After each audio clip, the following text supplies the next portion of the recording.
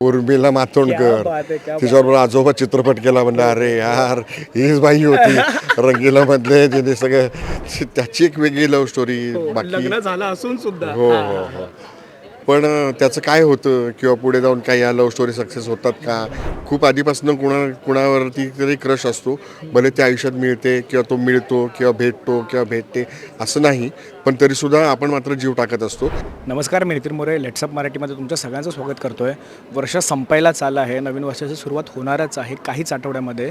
आणि याच नवीन वर्षाच्या पहिल्याच महिन्यामध्ये एक गोड चित्रपट आपल्या भेटीला येणार आहे, इलू इलू. या चित्रपटाचा आज पोस्टर आणि टीझर लॉन्च सोहळा आपला पार पडला आहे. चित्रपटातील एक गोड कलाकार, माझे फेवरेट असं श्रीकांत सर माझ्यासोबत आहे. म्हणजे श्रीकांत सरांना मी ज्या ज्या चित्रपटांमध्ये बघितलं त्याच्या चित्रपटामध्ये गंभीर भूमिका, त्यानंतर कॉमेडी भूमिका खूप चांगल्या पद्धतीने निभावतात. पण यामध्ये ना sir love story, proper power pack अशी लव्ह स्टोरी आहे. मग ते गुलाबी शर्ट असेल, तो गॉगल असेल, किती भारी वाटतं. नवीन वर्षामध्ये आपला मराठी चित्रपट येतोय, तुमचा पहिला मराठी चित्रपट येतोय आणि प्रेक्षकांसाठी तीच भेट असणार आहे. काय सांगाल या सगळ्याबद्दल? नाही, एकूणच ही प्रेमाची गोष्ट आहे खरं तर. या प्रेमाच्या गोष्टीतलं, कारण प्रेम ही भावनाच अशी आहे की इतकी युनिव्हर्सल आहे, तर त्याच्या वेगवेगळ्या शेड्स दाखवायचा प्रयत्न केलेला आहे. आणि या चित्रपटाचे दिग्दर्शक आहे अजिंक्य फाळके यांनी खूप सुंदर रीतीने ते मांडण्याचा प्रयत्न केला आहे. याच्यात मी मिलिंद सुर्वे नावाचा एक साधा क्लार्क असा या भूमिकेत आहे. आणि त्याची एक वेगळी लव्ह स्टोरी. बाकी लग्न झालं असून सुद्धा हो हो हो.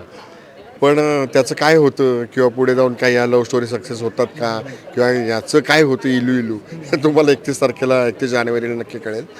पण सगळ्यांची स्वप्नरंजनं असतात, म्हणजे प्रत्येकाची की आपल्याला खूप आधीपासून कुणावरती तरी क्रश असतो. भले ते आयुष्यात मिळते किंवा तो मिळतो किंवा भेटतो किंवा भेटते असं नाही, पण तरीसुद्धा आपण मात्र जीव टाकत असतो. आणि हे आपल्याला मरेपर्यंत लक्षात राहतं. आणि त्याच्या संदर्भातली एखादी तरी गोष्ट आपल्याला आठवली तर आपल्याला त्या व्यक्तीची आठवण होती, अशी ही गोष्ट आहे. आणि जेव्हा मोबाईल यायचा होता किंवा मोबाईल अवतरायचा होता, किंवा चिठ्ठ्यानी कामं व्हायची किंवा बदाम आणि बाण वगैरे असल्या गोष्टी जेव्हा होत्या तेव्हाची गोष्ट आहे. आणि तेव्हा भरपूर वेळ असायचा लोकांना, तर त्यामुळे निवांत आणि अशा छान लव्ह स्टोरीज तुम्हाला बघायला मिळेल. आणि या सगळ्या मारधाड आणि या सगळ्या चित्रपटांमध्ये एक तरल लव्ह स्टोरी तुम्हाला नक्की बघायला मिळेल. बरं, तर ज्या पद्धतीने श्रीकांत सर तुम्ही सांगितलं ना मला की आधीच्या काळामध्ये आराम होता, खूप काही घाई नव्हती, पत्रव्यवहार चालायचा, ते मग बदाम असेल, मग तो बाण असेल. त्यातल्या सगळ्यात आधी ह्याच्या आधी बोलत की जेव्हा आपलं कोणावर क्रश वगैरे असतं त्याची आत्ता आठवण झाली की ते नॉस्टॅल्जिक होतं. श्रीकांत यादव या अभिनेत्यासोबत झालं का खऱ्या आयुष्यामध्ये कधी की अरे यार ती माझी कॉलेजमधली का शाळेतली मैत्रीण एवढ्या वर्षानंतर माझ्यासमोर आली आणि पाठीमागे काहीतरी त्याच्या आठवणी वगैरे असं काही? नाही, नक्कीच. म्हणजे आम्ही जेव्हा तरुण होतो तेव्हा उर्मिला आता सुद्धा तरुण आहात तुम्ही, असं नाही, असं नाही. 90s मध्ये होतो, तर तेव्हा नुकताच कॉलेजमधनं बाहेर आल्यावरती वेगवेगळ्या गोष्टी होत्या. कारण आमच्या कॉलेजमध्ये शक्यता कमी होती, कारण आमचं एकतर इंजिनिअरिंगचं कॉलेज आणि पुन्हा गव्हर्नमेंट, तर त्याच्यामुळे आणि परत मेकॅनिकल, तर त्याच्यामुळे मुलींची संख्या अत्यंत कमी, त्यामुळे तिथे शक्यता कमी होती. पण पडद्यावरचे हिरोईन्स बघून तर नक्कीच असं गुदगुल्या व्हायच्या की अरे यार असं. म्हणून आपल्याला माहिती असायचं की कदाचित आपण म्हणजे कधी आयुष्यात भेटू शकणार नाही, पण तशा प्रकारच्या चित्रपटांवरती गाण्यांमध्ये जीव टाकलेला आठवतोय. मग असं आत्ता झालं आहे का ह्याच सिनेमा चित्रपट सृष्टीमध्ये काम करताना, हिंदी मराठीमध्ये दोन्हीमध्ये काम करताना, जी कॉलेजच्या काळामधली जी अभिनेत्री होती जिच्यावर क्रश होता श्रीकांत यादव या अभिनेत्याचा किंवा या व्यक्तीचा, ती आता काम करायला मिळालं. कोण असेल? उर्मिला मातोंडकर तिच्याबरोबर आजोबा चित्रपट केला. म्हणलं अरे यार हीच बाई होती रंगीला मधले तिने सगळं असो. तर अशी ती गंमत, अशी आपल्याला माहिती नसतं पुढे काय होईल. बरोबर. आणि जर ते घडलं तर किती म्हणजे अशा व्यक्तीबरोबरच काम करायला मिळणं हे भाग्य होतं. असे बऱ्याच गोष्टी असतात आणि ह्या प्रत्येकाच्या असतात. आणि त्याचं प्रत्येकजण असं लगेच ओपन करून दाखवतच असं नाही, तर ह्या चित्रपटात दाखवलं की बघा बाबा हे प्रेमाचं असं असतं.